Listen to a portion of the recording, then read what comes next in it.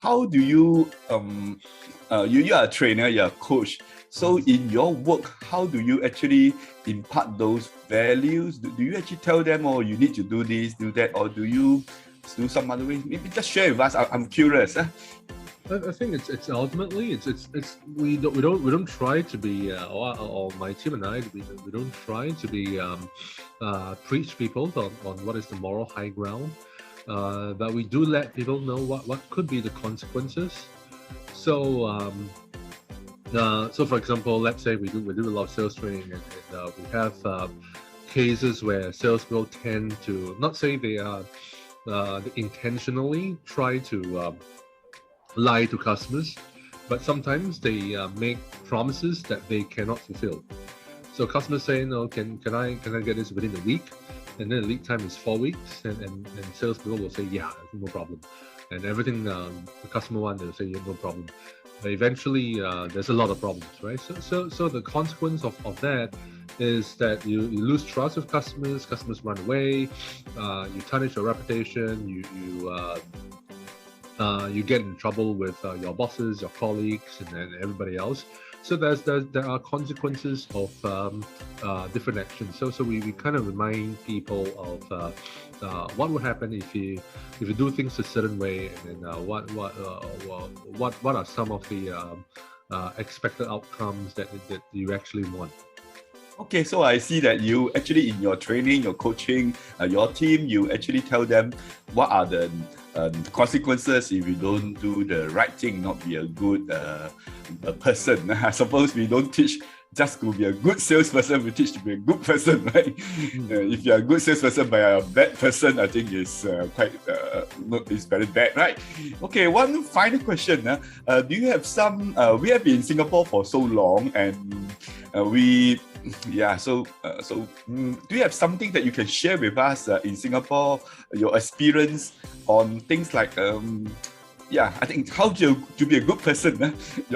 In summary, your experience in China so long? Well, the thing is that if I were to say, certain parts of a good person, I'll say that it's personal integrity. And the key about personal integrity is about are you in a business, in a place, doing something for the short term or long term, right? So the thing about the part is to think about are you here to make a fast buck and run away and never come back, or are you here to do things for a longer term, and you want to establish yourself as a brand, you want to have a good reputation, you want to have continual business, you want customers to refer others to you. Okay, so I see it's basically you come across those who are in for the quick bucks, the short term, then they tend to do all the not the right things, of the wrong things. So at the end of the day, I suppose we want to be a good person, but we also need to be careful and be wary and not easily fall under the traps. I think that's very important. Okay, I think I suppose your experience is the same anywhere, whether China or whatever country, is the same.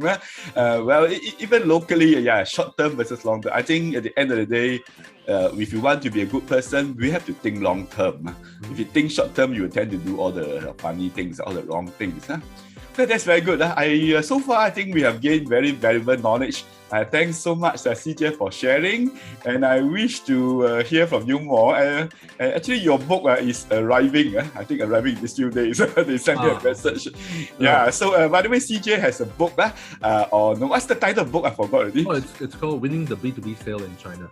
Winning the B2B sale in China. Oh, that sounds pretty interesting. And so, I searched around, not many such books in the market on this topic.